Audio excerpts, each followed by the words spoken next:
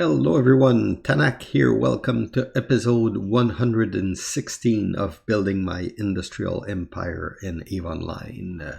So sorry if I sound a little funny today. I have a cold, so bear with me. Let's start with the progress report. As you can see, my net worth plus that of the corporation is now 276 billion HISC. We go at the chart here.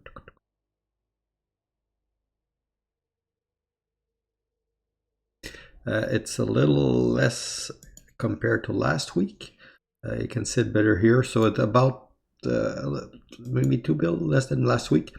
Part of it is asset value that drop, and the other part is, well, the first week of the month is always a little harder for us because, well, a little harder on the wallet because it's the week where we paid the coalition SRP contribution. So that does impact a little bit on our finance, but still most of that I think is asset value, because if you see Tanak drop by 1.2 bill, and I did do some ratting and didn't lose anything this week, so it's really the value that changed a little bit. So that's pretty much it for the financial. Not much else to declare here. Now let's go into HR. HR, you can see that we are now at 438 members, so that's a +2 compared to last week. HR, one thing that is worth mentioning this week is that it was it's not that we lost member. It is the activity. It was a very calm week, and it is Elden Ring plus Lost Ark release. I think it's impacting even. One thing that you can see here is that just on the 1 year chart, we're closest to the lowest level of activity that the game has been for a long time. Almost like the big drop after scarcity. I don't know if it's going to be long lasting. I don't think so. Anytime there's a major release, and I know we do have a lot of people that are playing those other games. I've tried Lost Ark. I personally didn't like it that much, but that's something for another show, maybe. Anyway, I haven't tried Elden Ring, but a few of the other guys in the corp have. So basically, what you're seeing is a little drop in activity. But these are not member quitting the corp; they're just member trying other stuff out, which seemed to be generalized through all of New Eden. If you look at that chart here. And if you look at the active member and even the people that were fighting, there's a dip there too. So we'll see how it goes long term. Again, our guys are still there. Like if there's something shooting our structure, everything on a ping, we will get a number. I'm not afraid of that. So what else? War. Is there any big issue? The big thing that happened this week was a Fortizar was anchored by fire in 3L3. We found that this Fortizar was anchoring, and we formed up to go contest the anchoring, and they formed up too. We ended up with a big fleet on our side, so we had a wrecking crew. Tri came to help. Imperium came to help, and they had on the other side they had Frat. No, they didn't have Frat. They had Horde, but not just a Horde, a SIG group that is deployed in the area. The entirety of Horde. Well, like it was a ping for Horde main fleet. So it ended up being about 400 on our side and maybe 500 on their side. We were basically getting ready to engage, until a second horde fleet arrived with about 100 extra eagle. So it ended up being something that didn't look engageable from with what we had on grid. So we did stayed on the gate a little bit. We shot some bubble. We were getting close to engage, but mostly was just stragglers and fat kit from each side that got shot. These number here are really not representative. There was at least twice that number of people there.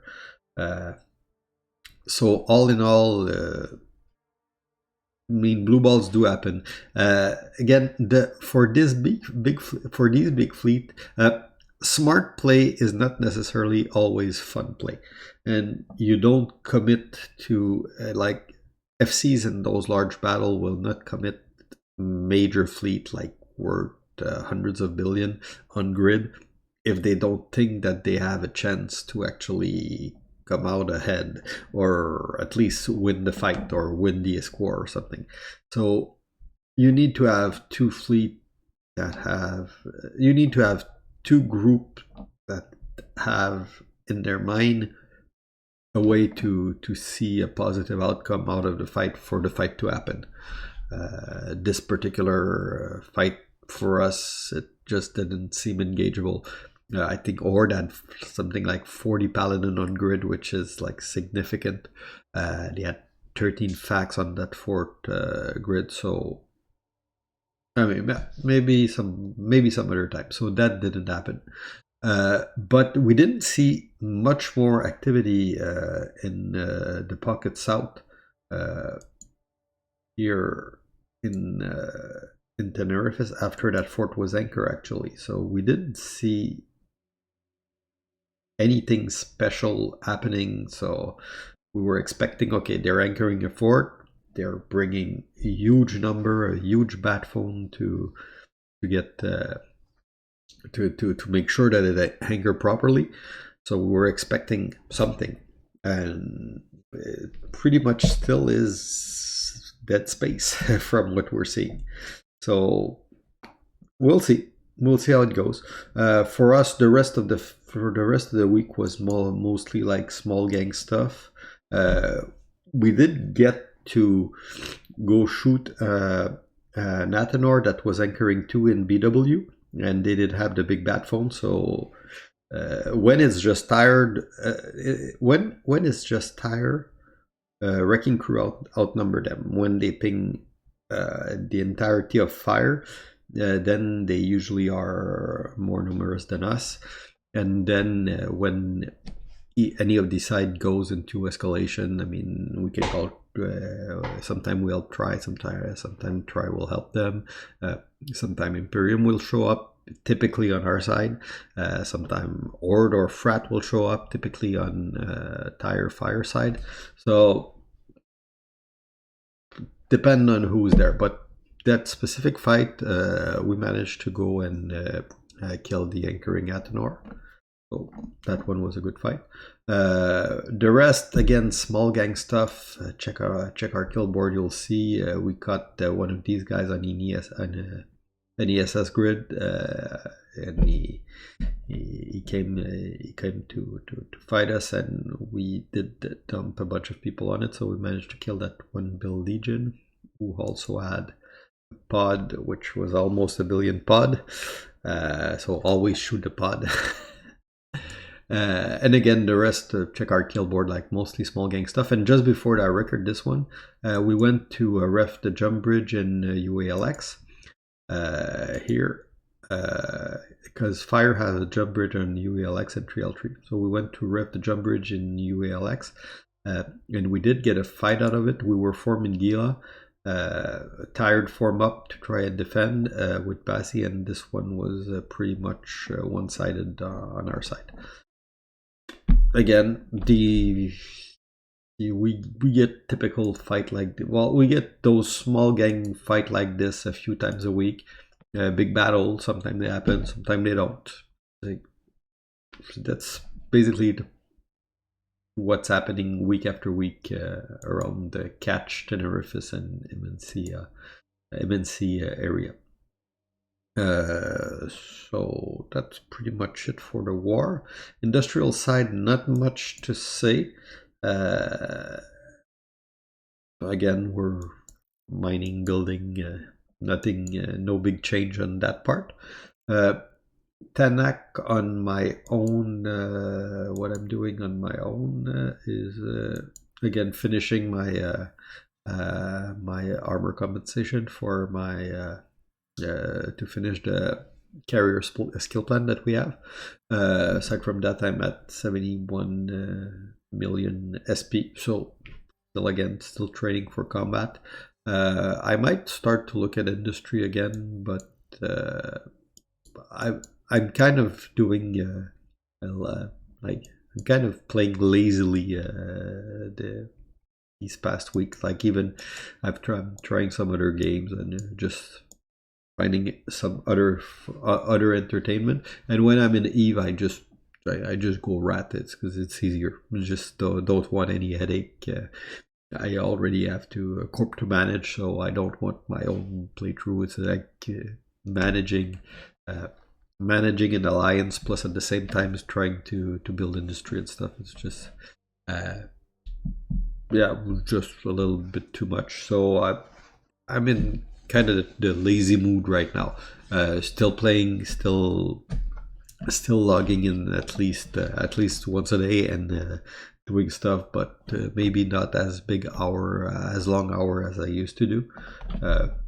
Again, stuff change, and either you drive the content or you react to the content. I'm more in the mood right now to where I react to the content and less. I'm less driving it, but I got a good officer crew that are and director crew that are handling all that stuff for me. So I just let them work their magic and stay and be more in the figurehead role for this week at least. So that's pretty much it. And pretty calm week, not that eventful. We'll see how it progresses the next following week. Hopefully the game will pick up a little bit and people will get tired of the new game coming out and come back to Eve. We'll see how this goes. So hope you guys enjoy and see you next week. Bye bye.